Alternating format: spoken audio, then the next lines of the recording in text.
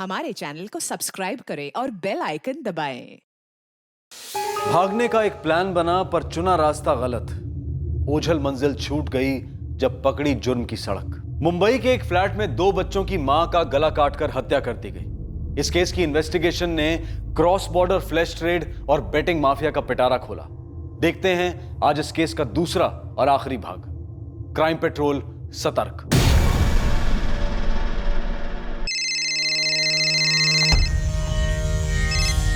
Hello सुहाना, बाबलू, कहाँ पहुँचे? 2 दिन में पहुंच रहा हूँ मैं। एजेंट लोग से बात हुआ जो बॉर्डर पार कराएगा और पौशा का इंतजाम हो गया? हाँ, सब हो जाएगा। मैं थोड़ी देर में कोलकाता के लिए निकल रहा हूँ। ठीक आचे, मैं इंतजार कर रही हूँ। पूरी हिस्ट्री निकालने में थोड़ा टाइम लगेगा, लेकिन हाईलाइट सुन लो। बोलते रहे टोनी साहब, लिंक रोड पे एक डांस बार हुआ करता था, लचक नाम का। डांस पर बैन लगने के बाद वो अब सुरीली बार बन गया। ठीक है, पता है मुझे। साहब, ये डांस पर बैन लगने से पहले ये नजमा शेख लचक बार में डांसर थी। वहाँ की 1 नंबर की टॉप थी, एकदम इंग्लिश मीडियम डांसर। तेरी हाईलाइट क्या है बता। सारे डांस बार पर बैन लगने के बाद लचक बार की सारी लड़कियां दुबई, लंदन, मलेशिया चली गई, लेकिन ये नजमा नहीं गई सर। वो इधर मुंबई में क्रिकेट की बुकी बन गई। सुना है वाहुम पकड़ती उसकी गेम पे। बहुत नोट छापे उसने। क्या बात है, बार डांसर से डायरेक्ट क्रिकेट की बुकी? अभी तक इतना ही पता चला है, बाकी अपनी फील्डिंग चालू है। सुन टोनी, अभी हम लोग एक आदमी से मिलने जा रहे हैं। नाम है परवेज आलम। अंजेवाड़ में उसकी गिफ्ट की दुकान थी। नजमा का खूनी बबलू ये परवेज के लिए काम करता था, और नजमा और परवेज के बीच कोई तो कनेक्शन था। क्या कनेक्शन था ये पता कर और मुझे फटाफट बता दे। ओके, ठीक है सर। बार डांसर से डायरेक्ट क्रिकेट की बुकी। ये बबलू नजमा के लिए कैश ले जाता था। लेकिन बबलू के बाप का कहना है कि बबलू तो परवेज के लिए काम करता था।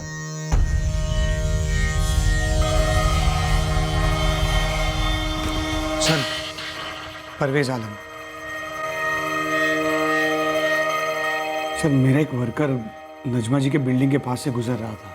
वो वहाँ के वॉचमैन को जानता है। उसी वॉचमैन ने उसको बताया कि बबलू ने मर्डर कर दिया। ये बबलू तुम्हारे लिए काम करता था? जी। और ये नजमा जी के लिए भी काम करता था? हाँ। और तुम दोनों साथ साथ काम करते थे, तुम और नजमा शेख? हम साथ थे। साथ थे का मतलब? बिजनेस में पार्टनरशिप थी हमारी, मेरे गिफ्ट आर्टिकल शॉप में। ये आप दोनों की पार्टनरशिप शुरू कब हुई? नजमा जी के तलाक के पहले या? उनके तलाक के बाद में। वो मेरे गिफ्ट आर्टिकल शॉप पर आया करती थी। मम्मा, मुझे यही चाहिए। क्या? ये देखो। अदीबा, ऐसा है ना तुम्हारे पास? एक्सक्यूज मी, बेटा आपको एक और इंटरेस्टिंग चीज दिखाऊं? 1 मिनट। बबलू, घर में जाके बताओ। वो वाला देना। ये देखिए, एक डॉल के लिए डॉल। इसमें बहुत सारे कपड़े भी हैं, आप अपने हिसाब से चेंजेस कर सकते हैं। हेयर ड्रायर है, टूथब्रश है, आईना है, और ये इतने सारे ड्रेसेस। मम्मा, मुझे यही चाहिए। बबलू, पैक कर दे इसे। Thank you. वो मेरी रेगुलर कस्टमर बन गई। फिर उन्हीं से पता चला कि उन्हें भी एक गिफ्ट आर्टिकल शॉप खोलनी है। वो मुझसे सलाह मशवरा करने आती थी, तो मैंने उनको आइडिया दी कि आप मेरी शॉप में पार्टनर क्यों नहीं बन जाती। फिर हम पार्टनर बन गए। फिर क्या सर? फिर बबलू ने नजमा का खून कर दिया। बीच की स्टोरी का सेंसर हो गई। मुझे क्या पता कि बबलू ने नजमा जी का खून क्यों किया। वो दरअसल सर 2 साल पहले हमारी दुकान लॉस में चल रही थी, तो मैंने और नजमा जी ने मिलकर पार्टनरशिप खत्म कर दी। प्यार? हाँ? प्यार से खत्म की थी पार्टनरशिप या नफरत से? बिजनेस पार्टनरशिप थी सर, उसमें प्यार और नफरत का तो सवाल ही नहीं आता ना सर। हाँ, बराबर। फिर मेरा बबलू के साथ कोई कांटेक्ट नहीं रहा, और ना ही नजमा जी के साथ। लास्ट मैंने सुना था कि बबलू रिक्शा चलाता था। और नजमा जी, उनके बारे में लास्ट क्या सुना था? पता नहीं सर, अब बबलू और नजमा जी के बीच में क्या माजरा था, मुझे कुछ पता नहीं है सर। आपको ये पता था कि नजमा जी क्रिकेट की बुकी है और ये बबलू उनके लिए कैश डिलीवरी का काम करता था?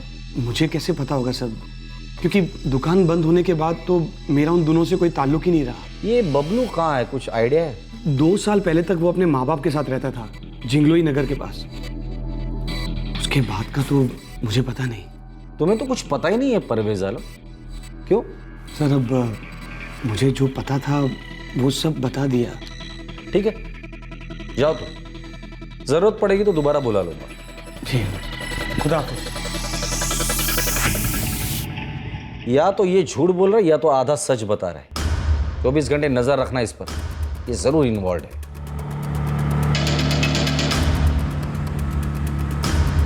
आपको ये पता था कि नजमा जी क्रिकेट की बुकी प्यार से खत्म हुई पार्टनरशिप या नफरत से?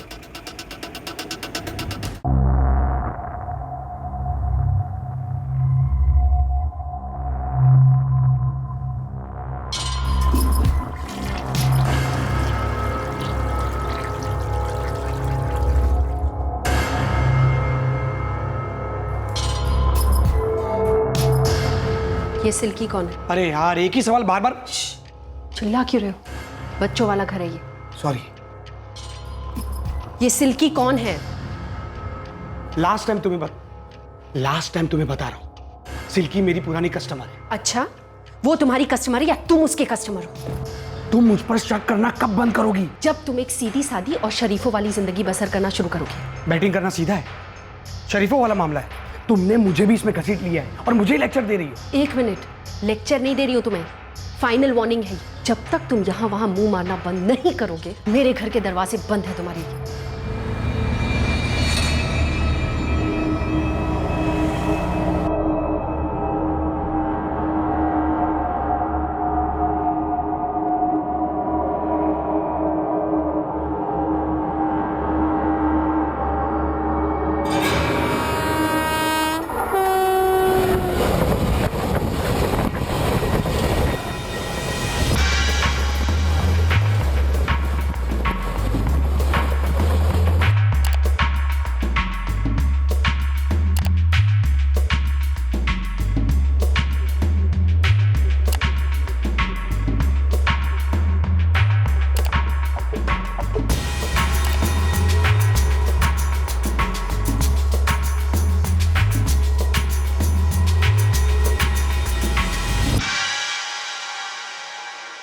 ऐसा क्या था जो परवेज छुपाने की कोशिश कर रहा था? क्या वो अपने आप को बचाने की कोशिश कर रहा था? क्या वो बबलू को बचाने की कोशिश कर रहा था? या फिर इस हत्या के पीछे कोई तीसरा ही मकसद था जो अभी तक सामने नहीं आया था? कल की फ्लाइट है, आप बिल्कुल फिक्र ना करें अम्मी जान। हाँ बेटा अब्दुल, जल्दी आ जाना। पुलिस से नज़मा की बॉडी लेनी है, उसे दफनाना है। फिर बच्चों को तुम्हारी ज़रूरत है बेटे। बिल्कुल अम्मी जान, मैं जल्द से जल्द पहुंचता हूँ। अच्छा, वो बच्चों से बात हो सकती है? मैं अदीबा से कहती हूँ तुम्हें फ़ोन कर ले, वो आलिया की देखभाल कर रही है। बच्चे को तेज बुखार है। ठीक है अम्मी जान, मैं बाद में फ़ोन करता हूँ। अल्लाह हाफिज। साहब, नजमा का जो पति था जिसके साथ उसका तलाक हुआ, उसका नाम है अब्दुल अजीम। वो फर्स्ट टाइम नजमा को वही अपने लचक बार में मिला था। उधर से ही उनकी लव स्टोरी स्टार्ट हुई। 1 साल प्यार मोहब्बत चली साहब। उसके बाद अब्दुल ने ही प्रपोज मार डाला। वो नजमा टॉप की डांसर थी, लेकिन सब छोड़ छाड़ के अब्दुल के साथ सेटल हो गई।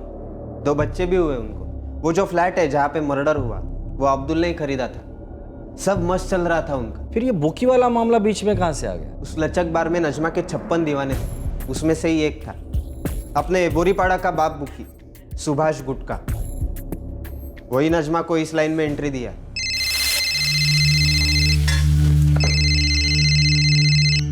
हेलो जी सुभाष जी, आदाब। इतने सालों बाद कैसे याद किया मुझे? और बाहर छोड़ दिया क्या नजमा? तू तो हमको भूल ही गई। अरे नहीं सुभाष जी, मैंने वो लाइन ही छोड़ दी है। बस शादी हो गई है मेरी, 2 बच्चे हैं, फुल सेटल्ड हूँ। खुश है ना तू? बहुत खुश हूँ, बस सब मालिक की दुआ है। अगर चाहे तो और भी खुश हो सकती है। मैं कुछ समझी नहीं सुभाष जी। देख नजमा, तू तो जानती है इस लाइन का मैं पुराना खिलाड़ी हूँ और इस वक्त मुझे एक पार्टनर की जरूरत है। चल एक काम करते हैं, 10 टके देता हूँ तेरे को। आप भी ना सुभाष जी, घूम फिर कर मैं ही मिली आपको। हाँ सॉरी, मैं नहीं कर सकती। अरे क्या नहीं कर सकती नजमा?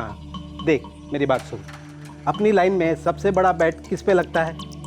भरोसे पे लगता है, और सबसे ज़्यादा भरोसा मुझे तुझ पे है। अरे सालों से जानता हूँ मैं तुझे नजमा। देख, बेस्ट ऑफर दे रहा हूँ, बिना सोचे ले ले। मैं समझती हूँ सुभाष जी, लेकिन रिस्क भी तो होता है इन सब चीज़ों में। अरे क्या रिस्क की बातें करती है नजमा तू? जिस लाइन को तू छोड़ के आई है ना, उसके सामने तो ये चिल्लर रिस्क है, चिल्लर। मैं आपको सोच के बताती हूँ। चल ठीक है। ओके। साहब, इसने सुभाष गुटका के साथ हाथ मिला लिया और ये सोने की मुर्गी साबित हो गई। लक बोलो, जजमेंट बोलो, लेकिन छप्पर फाड़ के नोट बरसने लगे और ये नजमा बेटिंग क्वीन साबित हो गई। टोनी, ये क्वीन हो गई तो इसका किंग तो भड़क गया होगा। वैसे इन दोनों के बीच तलाक क्यों हुआ?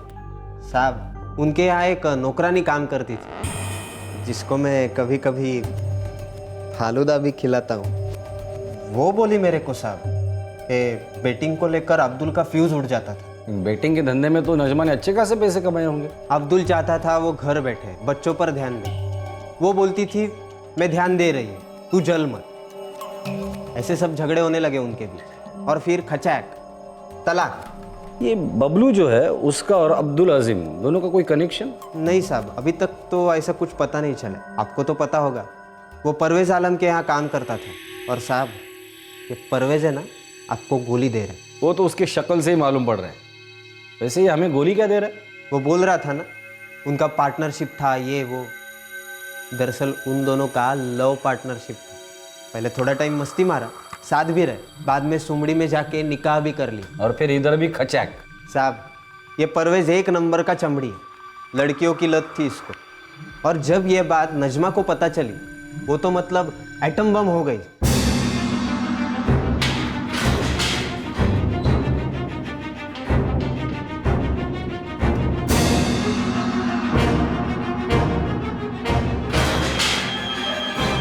सर, सर मेरी बात सुनिए सर, मेरा किसी भी मर्डर से कोई वास्ता नहीं है सर। सच बोलने के सिवा तेरे पास दूसरा रास्ता भी नहीं है परवेज आलम। बोल दे सच। अब पूरी बात बोलेगा या आधा मार डालू तुझे? सर मैं सच कह रहा हूँ, मुझे नहीं पता कि बबलू वहां पर क्यों गया था और उसने नजमा का मर्डर क्यों किया। मैं बताता हूँ, बबलू को किसी ने सुपारी दी होगी और वो पान वाला तू है। नहीं नहीं सर, मैं क्यों? सर मैं तो नजमा से प्यार करता था सर। हाँ, इतना प्यार करते थे कि थोड़ा बहुत प्यार कॉल गर्ल्स में भी बांटते थे। मुझे उस आदत का पछतावा था। मैं सब कुछ छोड़ देना चाहता था और इसीलिए एक अरसे से नजमा के टच में था। उसे बार बार फोन कर यही कहता था कि सब कुछ भुला दो, एक चांस दे दो मुझे। उसने चांस नहीं दिया तो तुमने बबलू को चांस दे दिया? नहीं सर, मैंने ऐसा कुछ नहीं किया सर। वो सर, दरअसल मैं डर गया था कि कहीं आपका शक एकदम से मुझ पर नहीं चला जाए कि मैंने ऐसा क्यों किया। सर कसम से मैंने ऐसा कुछ नहीं किया। मैं तो नजमा के साथ जिंदगी बिताना चाहता था। मैं उसकी जान क्यों लूंगा सर? देख परवेज, सर एक लीड मिली है। सर मेरी बात। तू यहीं रहेगा और अगर घूम घाम कर हमारी शक की सुई तलवार बनी और तुम पर आके टिकी ना, परवेज आलम बुरे कटोगे। सर, इस कार्तिक यादव उर्फ बबलू का एक दोस्त है, शोभित रॉय नाम का। उसने बबलू के घर फोन किया था। कौन बोल रहा है? माजी, हम शोभित बोल रहा है, शोभित रॉय। बाबलू का दोस्त। बाबलू है क्या? वो यहाँ नहीं है बेटा, हमें नहीं पता वो कहाँ है। अगर उसकी कोई खबर मिल जाए तो फौरन हमें बता देना। माजी, बाबलू आपको फोन करेगा तो उसको बोलना हमको फोन करने के लिए। ठीक।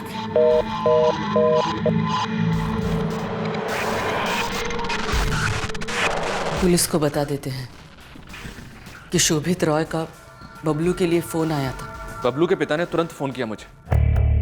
चलो, देर से सही दुरुस्त तो आए। काश हर क्रिमिनल के घर वाले ऐसा ही सोचते। इस शोभित रॉय का एड्रेस भी मिल गया सर, यही है, रेलवे स्टेशन के पास। ये रॉय जरूर इस बबलू के बारे में जानता होगा। उठा कर लाओ उसे।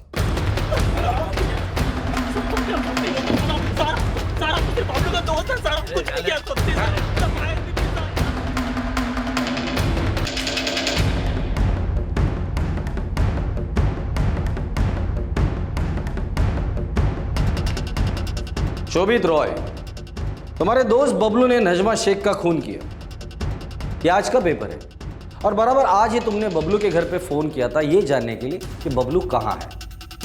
और हम लोग ये जानना चाहते हैं कि तुम बबलू के बारे में क्या जानते हो। सुनो सुनो, कुछ बोलने से पहले जो मैं बोल रहा हूं ना वो सुनो। ये बात मैं दोबारा नहीं बोलूंगा। अगर तुमने मुझे ये कहा कि तुम बबलू के बारे में कुछ नहीं जानते तो उसे मैं झूठ समझूंगा, फिर तुम्हारा कीमा बनेगा। बावर्ची हो, कीमा समझते हो ना? फिर सच बोलने के लिए तुम मुझसे भीख मांगोगे और मैं भीख दूंगा नहीं, क्योंकि तब तक मुझे सच कहीं और से पता चल ही जाए, फिर तुम मेरे किसी काम के नहीं रहोगे। कीमा बासी हो जाएगा और कीमा जब बासी होता है तो उसे कचरे के डिब्बे में फेंक देते हैं। इसलिए जो भी बोलना है सोच समझ कर बोलना, समझे? बोलो। सर हमको नहीं मालूम था कि बाबलू मर्डर का प्लान बनाएगा सर। लेकिन सर सच, रॉय सिर्फ सच बोलना। लेकिन सर हमको उसका दूसरा प्लान के बारे में मालूम था सर। क्या था उसका दूसरा प्लान? दूसरा प्लान क्या था? ये दूसरा प्लान, और क्या इस प्लान में परवेज और अब्दुल आजिम शामिल थे? क्या इस प्लान में नजमा शेख भी शामिल थी? कार्तिक यादव उर्फ बबलू के इस दूसरे प्लान ने इन्वेस्टिगेशन का दूसरा मोर्चा खोला। सर मेरा दोस्त बाबलू परवेज भाई का चेला था। मजा आ गया उस दिन, है ना? कैसा मुन्ना?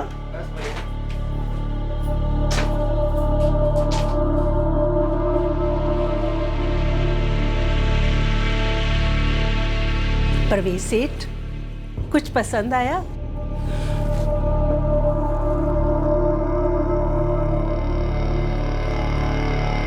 रंबा, सेठ को लेकर जाओ। अरे हाँ नूरी भाई, मेरे बबलू को भूखा मत रखना।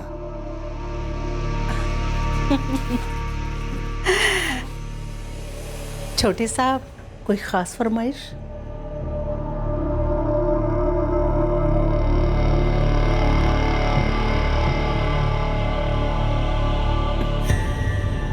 मुस्कान, सेठ को लेकर जाओ। सर परवेज भाई हर दूसरा दिन बाबलू को वहां ले जाता था। परवेज उसका मालिक था या नजमा उसकी मालकिन थी? सर तनख्वाह तो परवेज भाई देता था, लेकिन परवेज भाई जब बोलता तो बाबलू नाजमा मैडम का भी काम करता था।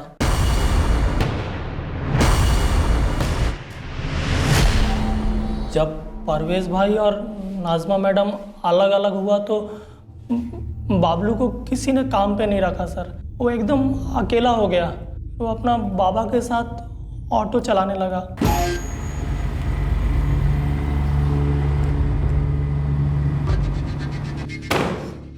चल अब ये बता, बबलू ने नजमा का खून क्यों किया? सर माहिर दिब्बी सर, हमको नहीं मालूम सर। सोचती क्या बबलू और नजमा के बीच कुछ चक्कर था? सर बाबलू कभी कुछ ऐसा बोला नहीं, लेकिन उसका लव हो गया था सुहाना से। ये सुहाना कौन है? सर बाबलू अब बिना परवेज भाई के भी कोठा पे जाने लगा था। उसको लत लग गया था और ये लड़की सुहाना वहाँ नया नया आया था। वहीं बाबलू को उससे लाभ हो गया सर। नहीं, मैं तुम्हारे साथ नहीं भाग सकती। मैं किसी के साथ नहीं भाग सकती। सुहाना, मैं तुझसे शादी करूंगा, हम नई जिंदगी शुरू करेंगे। ना, ये लोग मुझे ढूंढ लेंगे, मार डालेंगे मुझे। देखो, वो तुम्हें नहीं ढूंढ पाएंगे। ढूंढ लेंगे। मैं यहाँ की नहीं हूँ, बांग्लादेश से हूँ। बांग्लादेश? तो तुम यहाँ कैसे आ गई? उधर एजेंट बोला कि यहाँ पे बम्बई में नौकरी देगा, कि यहाँ पे लेके आया और उन नूरी दीदी के पास बेच दिया।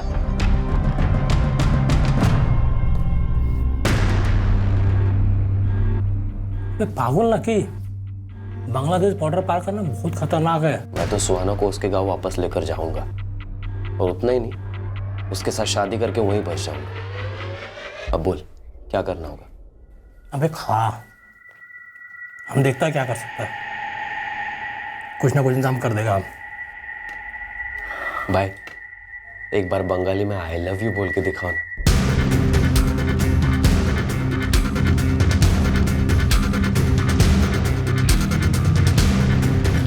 अब बोलो, क्यों बुलाया इतनी जल्दी जल्दी? सुहाना, तुम घर जा रही हो बांग्लादेश। बांग्लादेश? वो मेरा दोस्त रॉय, वो बंगाली है कोलकाता का। वो उन लोगों को जानता है जो हमें बॉर्डर पार कराएंगे, तुझे और मुझे। तुम भी? हाँ, तुमसे शादी करके तुम्हारे घर में मैं घर जमाई बन जाऊंगा। मैंने रॉय से बांग्ला सीखना भी शुरू कर दिया है। वो क्या आमी तुम्हारे बालों काशी।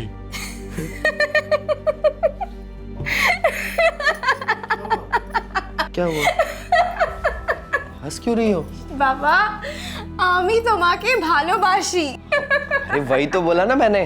देखो, आमी तुम्हाके भालो काशी। क्या हुआ?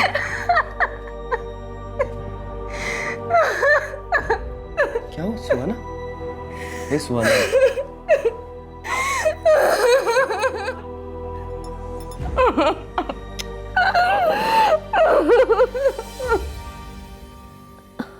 हमारे साथ एक और जाएगी, मुस्कान दीदी।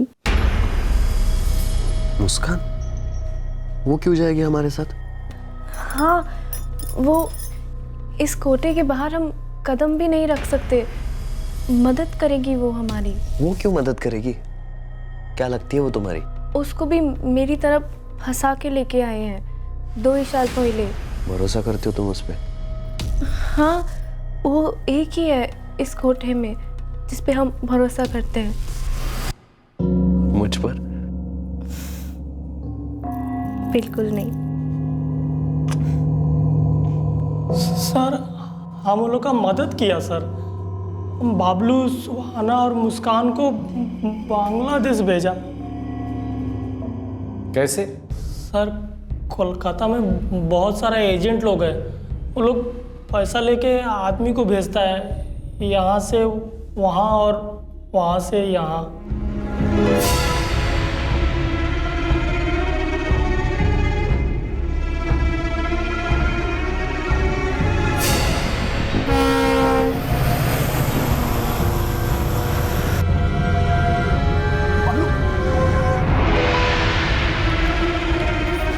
ये ले, कोलकाता पहुंचते ही इस आदमी को फ़ोन करना, इसको मेरा नाम बोलना, ठीक तो? और ये बांग्लादेश तक तुम्हारे साथ जाएगा, ठीक है? कोई गड़बड़ नहीं होगा, डरने वाला कोई बात नहीं है। शुक्रिया भाई, शुक्रिया। और सुन, हमको फ़ोन करते रहना, हर जगह से फ़ोन करना, ठीक है? चलो हम निकलता नहीं तो लेट हो जाएगा। शुक्रिया भाई। हाँ, चल। सर, बाबलू, सुहाना और मुस्कान एकदम अच्छा से बांग्लादेश पहुंच गया, कोई दिक्कत नहीं हुआ सर। लेकिन अचानक 4 दिन बाद बाबलू रिटर्न आया।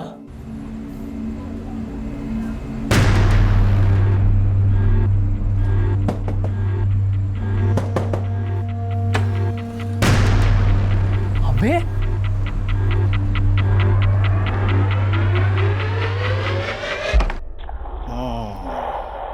हो गया? हाँ, हो गया तेरा आमी तुम्हारे भालोबासी। अबे ना, वो तुमको लात मार के निकाला कि तुम भाग के आया? दोनों गलत।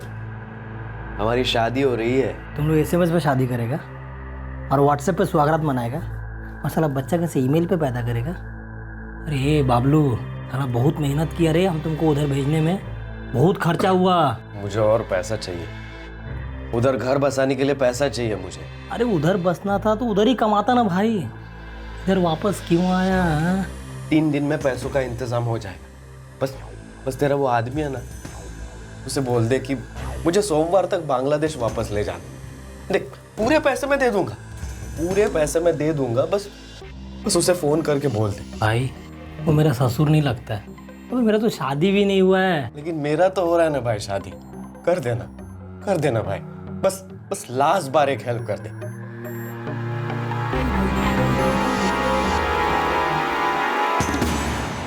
सर, बाबलू हमको बोला था कि 3 दिन में दूसरा दोस्तों से पैसा जमा करेगा और हमको फ़ोन करेगा। सर उसका फ़ोन नहीं आया, तब हम उसका घर पे फ़ोन किया सर। सर मायर दिब्बी सर, हमको नहीं मालूम था कि वो साला नजमा मैडम का खून का प्लान बनाएगा। सर ये खबर सर हम अभी देखा सर हम सच बोलता है सर। इस वक्त बबलू कहाँ है? सर हमको नहीं मालूम सर, हम खुद उसका फ़ोन ट्राई कर रहा है, साला स्विच ऑफ बता रहा है। मुझे लगता है बबलू के अकेले का काम है। सर बबलू 3 दिन में अपने दोस्तों से पैसा इकट्ठा करने वाला था, उसको नहीं मिला तो वो नजमा के पास गया। अपटे, इस बबलू को जल्द से जल्द अरेस्ट करना होगा। एक बार बॉर्डर क्रॉस कर गया फिर पकड़ना मुश्किल हो जाएगा। सर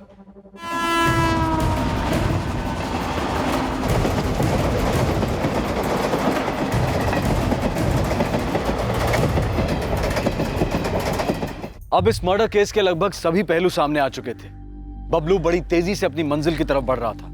अगर वो बॉर्डर क्रॉस कर जाता है तो उसे ढूंढना, पकड़ना और वापस इंडिया लेकर आना बहुत ही मुश्किल और पेचीदा मामला बन जाएगा। पुलिस को यह केस तुरंत क्लोज करना था। अब पुलिस वक्त के साथ रेस में लग गई। सर कल मुंबई से कोलकाता के लिए 4 ट्रेन रवाना हुई। एक है Mumbai CST Howrah mail via Nagpur, जो रात को 8:35 पर CST से निकली, और दूसरी है समरसता एक्सप्रेस, ये भी रात को 8:35 पर LTT से निकली। एक गीतांजलि है CST से। जी हाँ सर, और एक है शालीमार एक्सप्रेस, जो रात को 10 बजे निकली LTT से। ये सभी ट्रेन रात की है। बबलू ने कल दोपहर को खून किया, मतलब वो इन 4 में से किसी एक ट्रेन में जरूर होगा। सर मुंबई से कोलकाता बाई रोड बहुत लंबा पड़ता है और बाई एयर भी रिस्की होगा, क्योंकि बबलू ने इतने जेवर और कैश जो चुराया है।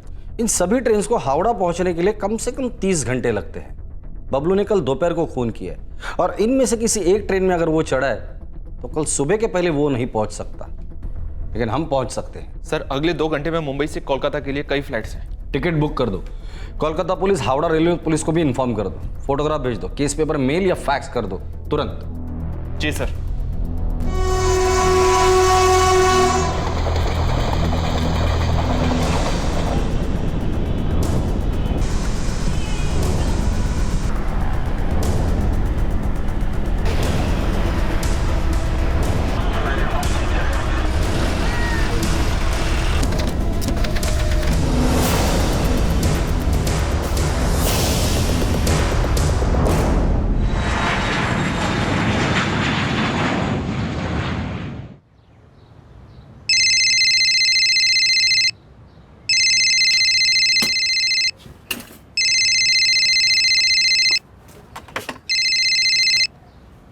हेलो, मैं बबलू बोल रहा हूँ। बाबलू कोलकाता पहुंच गया? नहीं, अभी तक नहीं।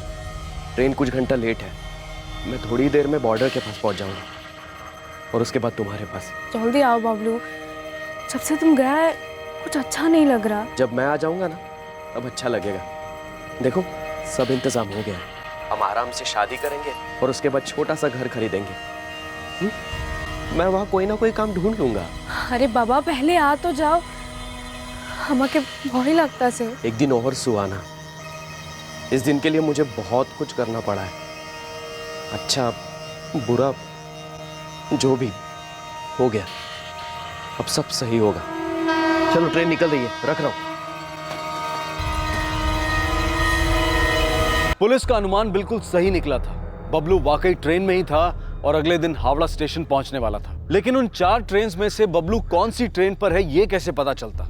पुलिस कहां उसके लिए घात लगा कर बैठती। लेकिन एक बात पुलिस जानती थी कि अगर बबलू हावड़ा स्टेशन के बाहर निकल गया तो उसके बाद उसे पकड़ना बहुत मुश्किल हो जाएगा और शायद नामुमकिन भी।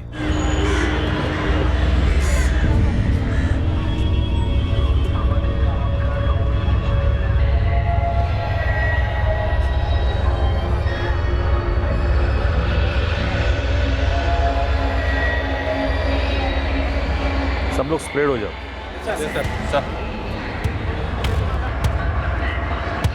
যাত্রীগণ কৃপা ধ্যান দিন, মুম্বাই থেকে আসছে গীতাঞ্জলি এক্সপ্রেস এই মুহূর্তে প্ল্যাটফর্ম নাম্বার 3-এ আসবে।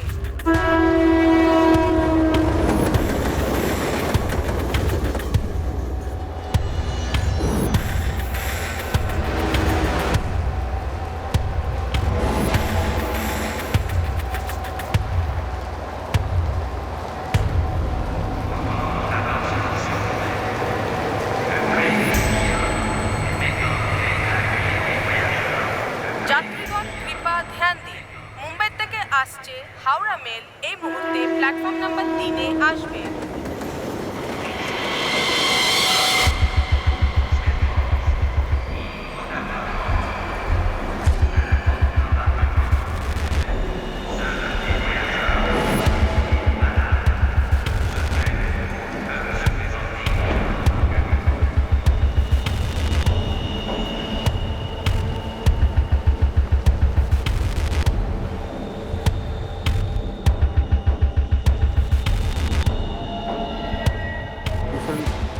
नहीं मिला सर।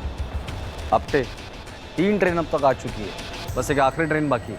शालीमार एक्सप्रेस सर, आधे घंटे में अराइवल है। ट्रेन में ये बबलू मिला तो मिला। मिलेगा सर, वेट करते हैं। चलो।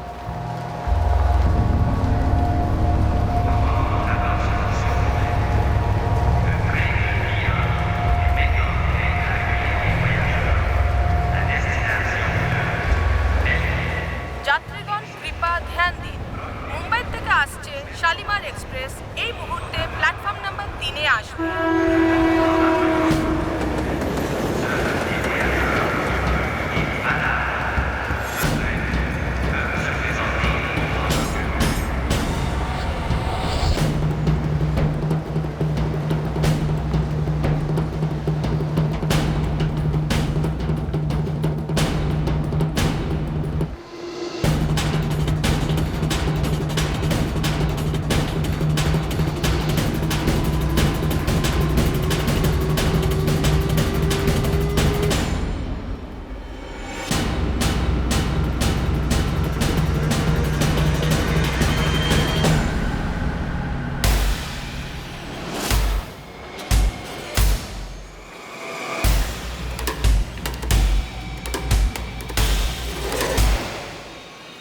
बबलू बॉर्डर क्रॉस करेगा? अरे साहब, तेरा खेल खत्म, चल। अब मैंने कुछ नहीं किया साहब। अरे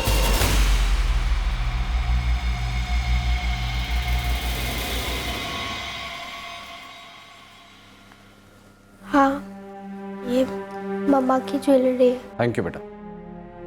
अब सब लोग बाहर रुकिए, मैं बुलाता हूँ। जी।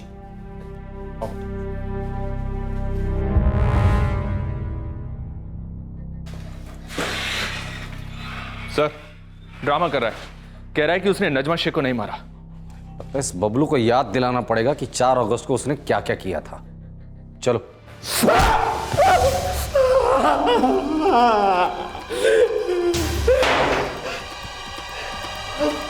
सब सच सच बताता हूँ साहब। सच ही बोलना, सच ही बोलना। मुझे सच सुनने की आदत है, लत है, समझा? चल बोल। साहब, मैंने सुहाना को बांग्लादेश छोड़ा। वहां जाकर पता चला काम मिलना इतना आसान नहीं होगा और घर बसाने के लिए और पैसा चाहिए, इसलिए मैं वापस मुंबई आया पैसों का इंतजाम करने। ये सब पता है मुझे, ऐसा कुछ बता जो मुझे पता नहीं है। मैं जब मुंबई वापस आया तब मैंने अपने बाप से पैसे मांगे तो उन्होंने नहीं दिए साहब। फिर मैंने सोचा मैं 3 दिन दिन रात ऑटो चलाऊंगा, लेकिन उससे भी क्या मिलता साहब? उम्र कैद या फांसी तो नहीं मिलती। आगे बोल। मैंने नजमा मैम के लिए लाख लाख रुपए यहाँ वहां किया। मैंने कभी पैसे नहीं लिए साहब। मैंने हमेशा अपना काम ईमानदारी से किया, लेकिन जब मैंने उनसे पैसे मांगे उसने मना कर दिया। तूने उसका खून कर दिया? बस हो गया साहब, वो गलती से हो गया। हो गया? किससे किया? कोई छुरे से। बबलू,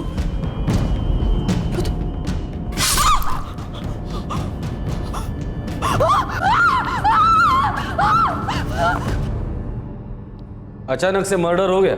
जी साहब, बस हो गया साहब। मतलब छुरा नजमा के हाथ में होगा, उसने अचानक से तुम्हारे हाथ में देकर बोला होगा, ले भाई बबलू, अचानक से मुझे मार डाल। छुरा कहाँ था? मेरी जेब में साहब। तुम्हारी जेब में छुरा किसने डाला बबलू? मैंने ही डाला था। छुरा कहाँ से मिला? वो मेरा दोस्त रॉय है, वो बावर्ची है, उसके यहाँ से चुरा लिया साहब।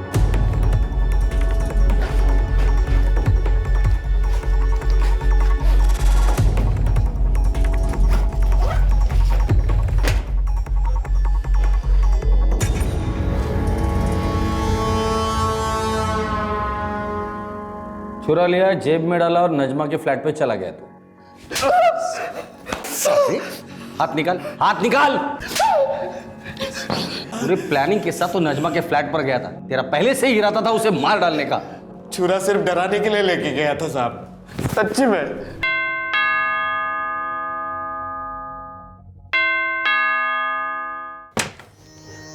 बबलू, क्या बात है, क्या हुआ? मैडम, मुझे आपसे थोड़ा काम था। हाँ बोलो।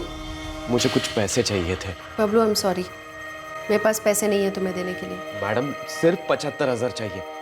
मैं थोड़े थोड़े करके 1 साल में लौटा दूंगा आपको। मुझे शादी करनी है। तो मैं क्या करूं? तुम्हें पैसे चाहिए तो अपने मालिक परवेज से लो, मुझे परेशान मत करो। वो नहीं देंगे और उनसे मांगने का कोई फायदा नहीं है।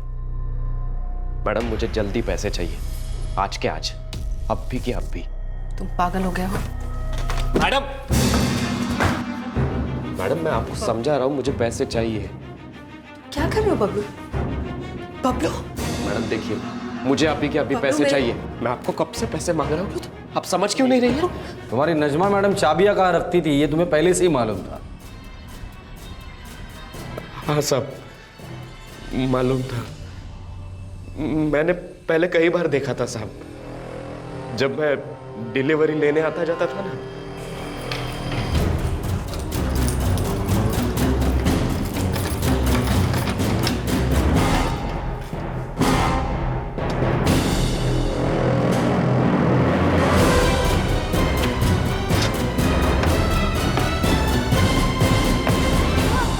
मम्मी ने फिर से नील पॉलिश गिरा दिया ना अपना।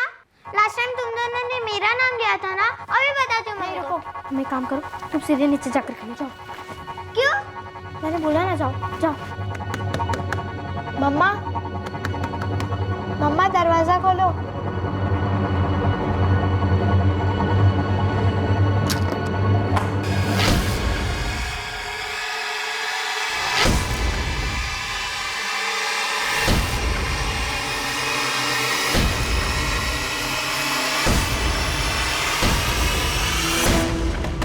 दरवाजा खोलो दीपा, वरना तोड़ दूंगा दरवाजा।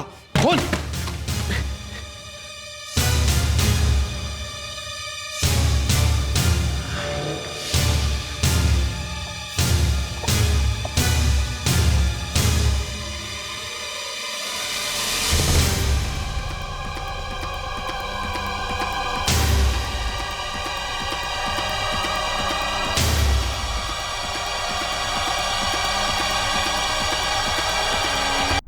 वो बच्ची, वो बहादुर बच्ची, अगर अपने आप को बचा नहीं लेती तो तू उसे भी मार डालता ना, अचानक से काट डालता ना उसे भी। और वो दूसरी बच्ची, उसे भी मार डालता ना। छुरा कहाँ है? अब वो स्टेशन के पास एक कचरे का डिब्बा है, उसमें फेंक दिया। और अब तुझे फेंक देंगे जिंदगी के कचरे के डिब्बे में, जहां तू सड़ेगा, गलेगा और खत्म हो जाएगा इन सलाखों के पीछे।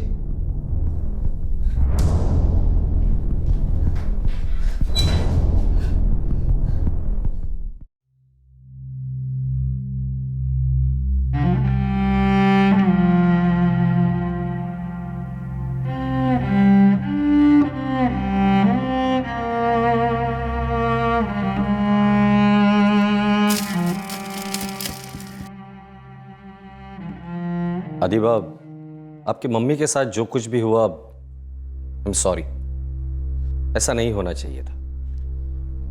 पर आपने बहुत ही समझदारी का काम दिखाया, जिसके लिए हमें आप पर फख्र है, नाज है। आपने ना सिर्फ अपनी छोटी बहन को नीचे भेजा, बल्कि अपने आप को कमरे में बंद करके आपके पापा को इन्फॉर्म किया। ये बहुत ही समझदारी और बहादुरी का काम था। You are a brave girl Adiba. Thank you uncle. मैं अपने दोनों बच्चों को लेकर दुबई जा रहा हूँ इंस्पेक्टर। यहाँ पर ये अपनी मम्मा को मिस करेंगे। इन्हें इन खौफनाक यादों से बहुत दूर लेकर जाना है। शायद वक्त आपकी मदद करे। All the best mister Asim. Thank you inspector.